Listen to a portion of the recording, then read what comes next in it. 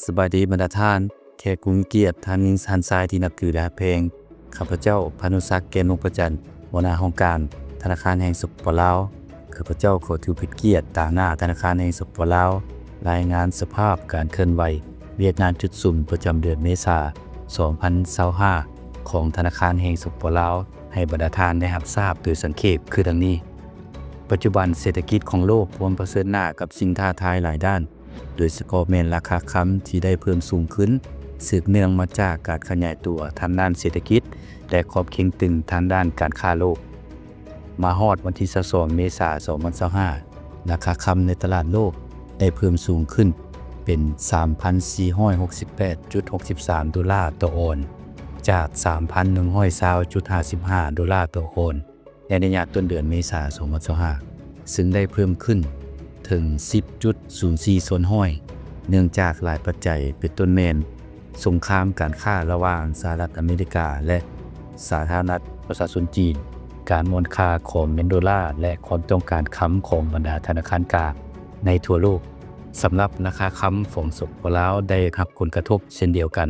เฮ็ดให้ราคาเพิ่มสูงขึ้นแบบก้าวกระโดดจาก 35,130,000 กีบต่อ1บาทมาเป็น 35,730,000 กีบต่อ1บาทส่งผลเฮ็ดให้เกิดการหนิ่งตีของอัตราแลกเปลี่ยนอยู่ภายในสปปลาวแต่ถึงอย่างไรก็ตามการหนิ่งตีดังกล่าวอยู่ในข้อการคุ้มครองฉะนั้นต่อกับสภาพการของโลกและภายในประเทศธนาคารแห่งสปปลาวได้สืบต่อจัดตั้งปฏิบัติหน้าที่การเมืองของตนตามแผนการและการมอบหมายของกันถึงซึ่งในระยะเดือนเมษายน 2025มีการเคลื่อนไหวคือดังนี้ปัญหาที่ 1 การคุ้มครองอัตราแลกเปลี่ยนและการคุ้มครองเงินตราต่างประเทศธนาคารแห่งสปปลาวได้สืบต่อปฏิบัตินโยบายอัตราแลกเปลี่ยนตามกฎไกตลาดที่มีการคุ้มครองของรัฐอยู่ในข้อบ่เกิน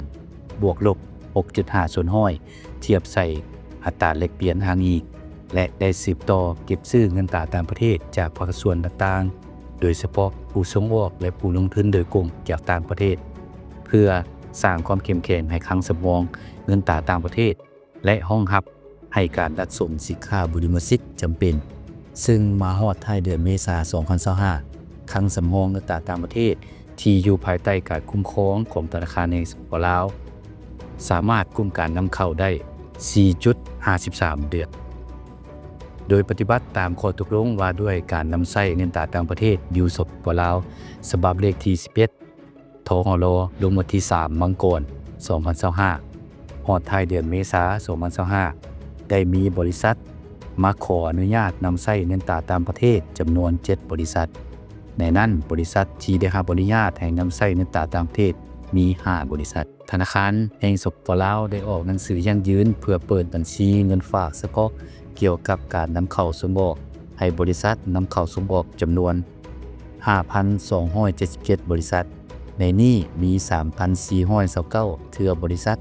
ได้เปิดและหันบัญชีเฉพาะทั้งหมดมีจำนวน 10,308 บัญชีอยู่29ธนาคารได้ประสานสุทบกับเจ้าหน้าที่ที่เกี่ยวข้องกวดกากับที่บรรดาห้านขายเครื่องวัสดุก่อสร้างและห้านแลกเปลี่ยนเงินตราที่บ่ได้รับอนุญาตอยู่นครหลวงเวียงจันทน์ 2. การคุ้มครองธนาคารธุรกิจเว้ารวมเว้าเฉพาะแม่นธนาคารคำปัจจุบันได้ให้บริการลูกค้าหลากหลายผลิตภัณฑ์เช่น 1. การรับฝากคำ 2. การรับฝากเงินบัญชีเกษตรรายวัน 3. การบริการซื้อขายคำผ่านเคาน์เตอร์และตู้จำหน่ายวัตถุมีค่าอัตโนมัติ 4. การยั่งยืนคุณภาพคำ 5. การเก็บรักษาวัตถุมีค่าสำหรับบัญชีเงินฝากจากลูกค้าทั้งหมดมีจำนวน 1,821 บัญชี 3. การจัดตั้งปฏิบัติ2นโยบายสินเชื่อมาฮอดวันที่ 18 เมษายน 2025นโยบายสินเชื่อเพื่อกระตุ้นเศรษฐกิจได้มีการค้นคว้าอนุมัติให้47หัวหน่วยเข้ารับนโยบายดังกล่าวรวมวงเงินที่เป็นแหล่งทุนของธนาคารธุรกิจจำนวน 4,652.20 กีบธนาคารแห่งสปปลาวได้ชำระดอกเบี้ยสมทบงวดเดือนพฤศจิกายน 2023ถึงเดือนกุมภาพันธ์ 2025ให้44หัวหน่วยรวมวงเงินสมทบทั้งหมด 68.60 กีบซึ่งกวม 2.74 ส่วนห้อยของแผนการปี 2025 สำหรับนโยบายสินเชื่อเพื่อกระจายแหล่งทุนสู่ท้องถิ่นมี767หัวหน่วยธุรกิจได้รับนโยบายดังกล่าวรวมวงเงิน 1,420.48 ตุกีบแต่การเบิกถอนเงินกู้ตัวจริงมี 1,247.26 ตุกีบรวม 87.81 ส่วนห้อยของวงเงินอนุมัติทั้งหมดนอกจากการดำเนินเวียกงานสหกรณ์ดังกล่าวแล้วธนาคารแห่งสปปลาวได้สุ่มใส่รักษาเสถียรภาพทางด้านราคาก็คืออัตราเงินเฟ้อโดยธนาคารแห่งสปปลาวได้คุ้นคั่วและนำใช้บรรดาเครื่องมือนโยบายเงินตราเพื่อควบคุมปริมาณเงิน M2 ให้อยู่ในระดับที่แทบเหมาะกับสภาพเศรษฐกิจแสดงออกคือดังนี้อันที่1สืบต่อรักษาอัตราดอกเบี้ยพื้นฐานของธนาคารแห่งสปปลาวสกุลเงินกีบระยะบ่เกิน7วันไว้ในระดับเดิมคือ10ส่วนห้อยต่อปีรักษาอัตราส่วนเงินแฮฝากบังคับไว้ในระดับเดิมคือสกุลเงินกีบระดับ8ส่วนห้อยและสกุลเงินตราต่างประเทศอยู่ในระดับ11ส่วนห้อยรักษาโครงประกอบเงินแฮฝากบังคับสกุลเงินกีบที่เป็นพันธบัตรอยู่ในระดับเดิมคือ10ส่วนห้อยอันที่2ได้สุบยู่ตลาดเปิดให้มีการเคลื่อนไหวหลายขึ้นโดยสืบต่อออกพันธบัตรธนาคารแห่งสปปลาวระยะ7วัน3เดือนและ6เดือนเพื่อดัดปรับสภาพคล่องส่วนเกินของธนาคารธุรกิจด้วยกลไกประมูลเฮ็ดให้ยอดเหลือปัจจุบันมีทั้งหมด 7,695.15 ตุกีบอันที่3การเกี่ยมเงื่อนไขในการออกนโยบายยกสูงบทบาทของเงินกีบในระบบเศรษฐกิจเงินตราตามทิศชี้นำของการเถิดจากการจัดตั้งปฏิบัติบานหน้าเวียกจุดสุ่มคือดังกล่าวธนาคารแห่งสปปลาวเห็นได้ว่าผลได้รับแต่ละด้านมีท่าเอียงที่ตั้งหน้าขึ้นกว่าเก่าแสดงออกคือดังนี้อัตราเงินเฟ้อในเดือนเมษายน2025อยู่ในระดับ 11.1 ส่วนห้อยลดลงเล็กน้อยจากระดับ 11.2 ส่วนห้อยในเดือนมีนาคม2025ในนั้นหมวดสินค้าที่มีอัตราเงินเฟ้อสูงกว่าหมู่แม่นหมวดที่พักอาศัยน้ำประปาไฟฟ้าและเสื้อเพลิงต้มอยู่ในระดับ 25.2 ส่วนห้อยถัดมาแม่นหมวดรักษาสุขภาพและยาแม่น 20.5 ส่วนห้อยหมวดเครื่องใช้ในครัวเรือนแม่น 18.2 ส่วนห้อยหมวดการศึกษาแม่น 16.5 ส่วนห้อยหมวดสินค้าและการบริการอื่นๆแม่น 16.4 ส่วนห้อยและหมวดร้านอาหารและโรงแรมแม่น 15.5 ส่วนห้อยสำหรับอัตราแลกเปลี่ยนของธนาคารธุรกิจในเดือนเมษายน2025เทียบใส่ในระยะเดียวกันของเดือนผ่านมาเงินกีบเทียบกับดอลลาร์แข็งค่า 0.07 ส่วนห้อยจาก 21,537.51 กีบต่อดอลลาร์เป็น 21,522.30 กีบต่อดอลลาร์และเงินกีบเทียบกับบาทแข็งค่า 0.11 ส่วนห้อยจาก 636.55 กีบต่อบาทเป็น 635.82 กีบต่อบาทส่วนต่างอัตราแลกเปลี่ยนระหว่างธนาคารธุรกิจกับตลาดยับออกเล็กน้อยคือกีบเทียบกับดอลลาร์จาก 0.01 ส่วนห้อยเป็น 0.2 ส่วนห้อยและกีบเทียบบาทจาก 0.11 ส่วนห้อยมาเป็น 0.38 ส่วนห้อยบรรดาท่านที่นับถือและฮักแพง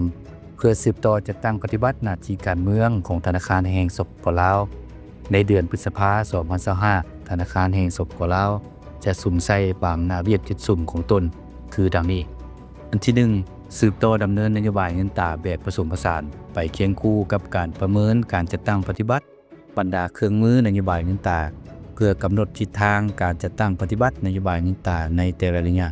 ให้แทบเหมาะกับสภาพตัวจริงสืบต่อออกและจำหน่ายพันธบัตรธนาคารแห่งสปปลาวระยะสั้นสกุลเงินกีบด้วยกลไกการประมูล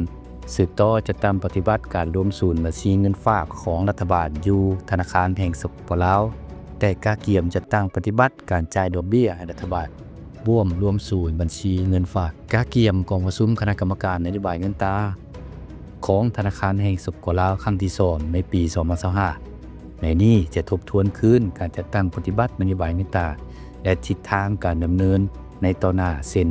อัตราดอกเบี้ยพื้นฐานของธนาคารแห่งสปปลาวการกำหนดโครงประกอบของเงินแฮฝากของเขาสืบต่อปฏิบัตินโยบายอัตราแลกเปลี่ยนตามกลไกตลาดที่มีการคุ้มครองของรัฐด้วยการกำหนดอัตราอ้างอิงให้มีความยืดหยุ่น พร้อมทั้งค้นคว้าอัตราแลกเปลี่ยนสำหรับการบริการอัตราแลกเปลี่ยนของธนาคารแห่งสปปลาวธนาคารธุรกิจและตลาดแลกเปลี่ยนเงินตราต่างประเทศและสิติดตามการซื้อขายเงินตราต่างประเทศผ่านระบบตลาดแลกเปลี่ยนเงินตราต่างประเทศสำหรับบุคคลและสำหรับนิติบุคคลกาเกียมกฎกากับที่เกี่ยวกับการเปิดและหันบัญชีเฉพาะเกี่ยวกับการนำเข้าส่งออกและบัญชีเฉพาะเกี่ยวกับการลงทุนพร้อมทั้งการเก็บซื้อเงินตราต่างประเทศและอัตราแลกเปลี่ยนอยู่ธนาคารธุรกิจอันที่2การจัดตั้งปฏิบัติ2นโยบายสินเชื่อสืบต่อค้นคว้าการเสนอของหัวหน่วยธุรกิจจำนวนหนึ่งเพื่อเข้ารับนโยบายสินเชื่อเพื่อกระตุ้นเศรษฐกิจและนโยบายสินเชื่อเพื่อกระจายแรงขึ้นสู่ท้องถิ่นให้บรรลุตามคาดหมายแผนการบรรดาท่านที่นับถือนาแพงทั้งหลายทั้งหมดนั้นแม่นการรายงานสภาพการเคลื่อนไหวเรียงงานจุดซุ้มของธนาคารแห่งสปปลาวในระยะเดือนเมษายนปี2025พร้อมทั้งบางทิศทางแผนการจุดซุ้มในเดือนพฤษภาคม2025โดยสังเกตนอกจากนี้ขอฝากถึงบรรดาท่านที่นำใช้สื่อสังคมออนไลน์ว่าการตัวยั่วหลอกลวง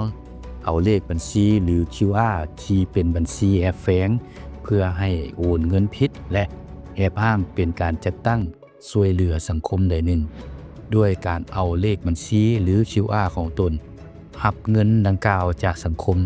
เฮ็ดให้สร้างความเสียหายทางด้านทรัพย์สินเงินคำเป็นจำนวนหลวงหลายฉะนั้นจึงเรียกร้องให้ทุกคนในสังคมยกสูงสติระวังตัวเพื่อบ่ให้ตกเป็นเหยื่อของกลุ่มคนบ่ดีด้วยการศึกษาข้อมูลที่เกี่ยวข้องอย่างละเอียดลึกซึ้งเป็นต้นแม่นกวดเบิ่งบัญชีผู้รับหรือสื่อการจัดตั้งเกี่ยวข้องที่ช่วยเหลือทุกๆครั้งก่อนว่ากงกับสื่อผู้ที่ต้องการโอนเงินหรือบ่ก่อนจะยังยืนการโอนทุกครั้งนอกจากนี้ยังมีกลุ่มคนที่บ่ดีสร้างข่าวปั่นป่วนและได้โพสต์รูปภาพด้วยการตัดต่อดัดแปลงรูปภาพธนบัตรประเภทใบ 100,000 กีบมาเป็นธนบัตรประเภทใบ 500,000 กีบว่าธนาคารแห่งสปปลาวจะพิมพ์เงินดังกล่าวซึ่งข่าวดังกล่าวนั้นแม่นบ่มีความเป็นจริงนอกจากนี้ได้มีการสร้างเพจปลอมขึ้นโดยนำใช้รูปภาพและโลโก้ของธนาคารแห่งสปปลาวด้วยการแอบอ้างว่าเป็นธนาคารแห่งชาติเพื่อตัวยั่วหลอกลวงประชาชนเพื่อให้หลงเชื่อว่าสามารถนำเงินของประชาชนที่ถูกตัวยั่วหลอกลวงนั้นสามารถนำได้คืนซึ่งเพจดังกล่าวเป็นเพจปลอมและธนาคารแห่งสปปลาวมีเพจ Facebook ชื่อว่าธนาคารแห่งสปปลาวและเพจชื่อว่าเท่ากีบฉะนั้นจึงเรียกร้องมายังผู้ที่นำใช้สื่อสังคมออนไลน์จงมีสติในการบริโภคหรือการส่งต่อข่าวควรพิจารณาอย่างถี่ถ้วนซะก่อนมาฮอดนี้ตามหน้าธนาคารแห่งสปปลาวข้าพเจ้าขอแสดงความขอบคุณและขอบใจเป็นอย่างสูงมายังท่านทั้งหลายที่ได้สละเวลามีค่าของท่านให้ความสนใจและเอาใจใส่ประกอบส่วนสนับสนุนช่วยเหลือในด้านต่างๆต่อแขนงธนาคารของพวกเขาหวังเป็นอย่างยิ่งว่าบรรดาท่านจะนำเอาข้อมูลข่าวสารที่ได้รับจากการรายงานแต่แล้วนั้นสืบต่อเผยแพร่สื่อสารให้กับสังคมและภาคส่วนที่เกี่ยวข้องได้รับทราบในแต่ละประเด็นตามความเหมาะสมมาฮอดนี้ข้าพเจ้าตามหน้าธนาคารแห่งสปปลาวขออวยพรไซอันประเสริฐแด่ท่านทั้งหลายจงมีสุขภาพแข็งแรงมีความผาสุกในชีวิตส่วนตัวและครอบครัวปฏิบัติหน้าที่เวียกงานของตนอย่างมีผลสำเร็จจบงามทุกประการขอขอบใจ